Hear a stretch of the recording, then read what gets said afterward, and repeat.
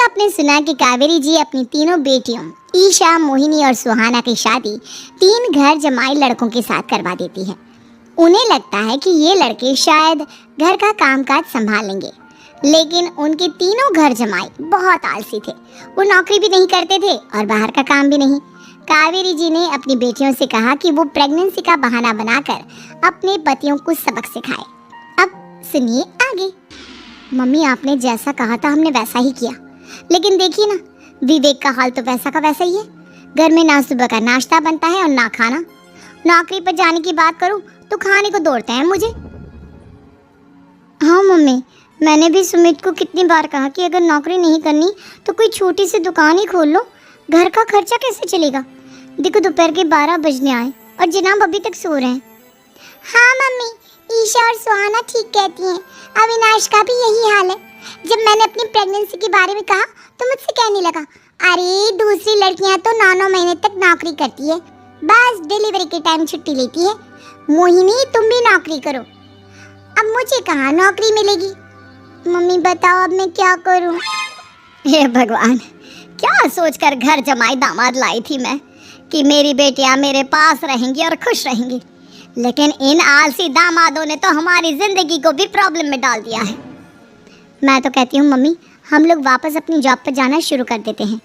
बता देते हैं इन लोगों को कि हमने प्रेगनेंसी का बहाना किया है। नहीं नहीं बेटा, ऐसी गलती भी मत करना। अगर तुमने ऐसा किया तो इन तीनों की आदत और ख़राब हो जाएगी। अरे आज नहीं तो कल कभी तो तुम प्रेग्नेंट होगी, तब वापस यही प्रॉब्लम आएगी। तब क्या करोगी तुम तीनों। हाँ मम्मी, आपकी बात तो बिल्कुल सही है। इन लोगों को तो सुधारना ही पड़ेगा।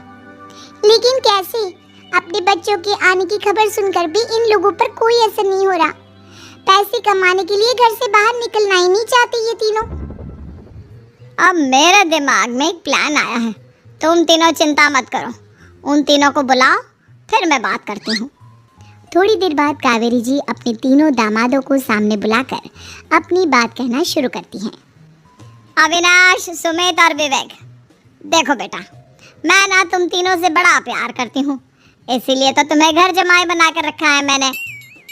अरे मम्मी जी, सीधे सीधे कहिए ना, क्या बात है। प्यार तो हम भी आपको बहुत करते हैं। अरे मम्मी जी, आपकी इज्जत भी बहुत करते हैं।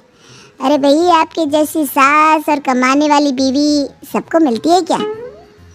हाँ मम्मी, विवेक और सुमित ठीक कह रहे हैं। आपकी बेटी से शादी करके मेरी तो ज़िंदगी ही अच्छी हो गई है। जानती हूँ मैं, और ये भी जानती हूँ कि तुम तीनों अपने अपनी बीवियों से बहुत प्यार करते हो। बेटा, बात ऐसी है कि हमारे कुल गुरु ने कहा है कि प्रेग्नेंट होने के बाद मेरी तीनों बेटियां शुरू के 4 महीने हमारे गांव में जाकर रहेगी, जहां मेरे चाचा जी रहते हैं। अरे लेकिन क्यों मम्मी, गांव में जाकर रहने की क्या ज़रूरत है इन तीनों को? वो क्या है ना बेटा, हमारे परिवार को एक श्राप है। अगर मेरी बेटियों ने यहाँ पर बच्चा पैदा करने की कोशिश की तो उनके बच्चों को कुछ भी हो सकता है।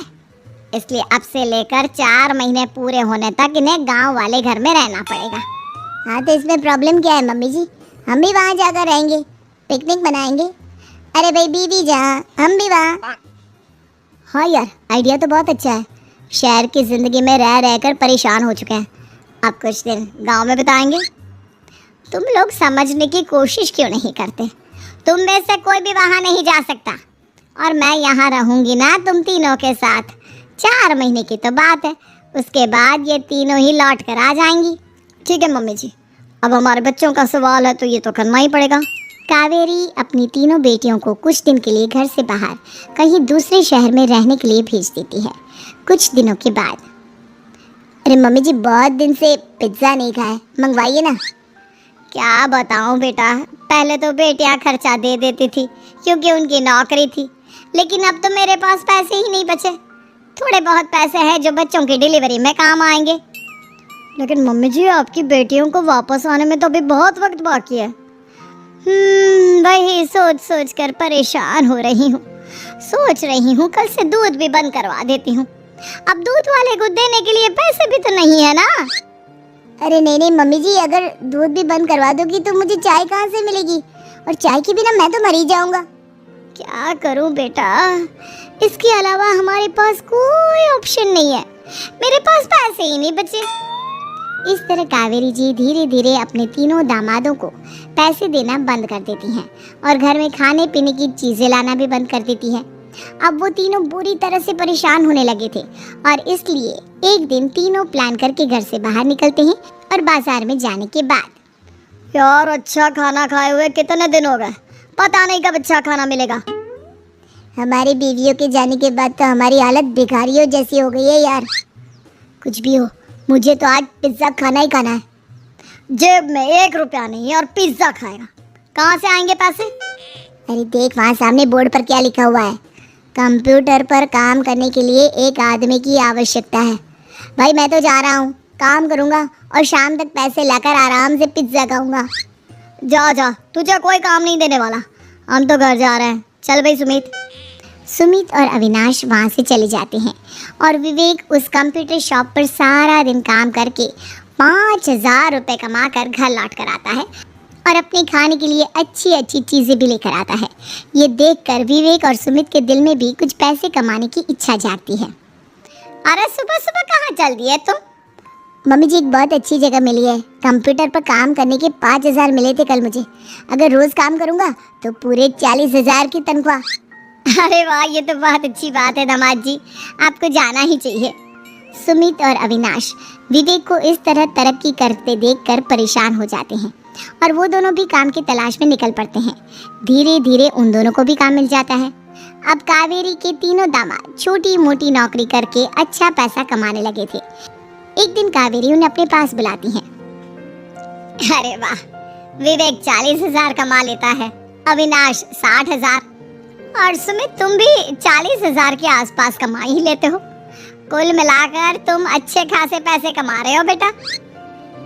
हाँ मम्मी जी, बहुत मज़ा आता है जब महीने के एंड में मोटी रकम हाथ में आती है। पूछिए मत मम्मी जी, घर में रहकर रोटी बना बना कर और तो जैसा महसूस होने लगा था मुझे तो। हाँ बेटा, तुम तीनों की बात तो बिल्कुल ठीक है और जानते हो अब तुम तीनों की पत्नियां भी वापस लौट कर आने वाली है।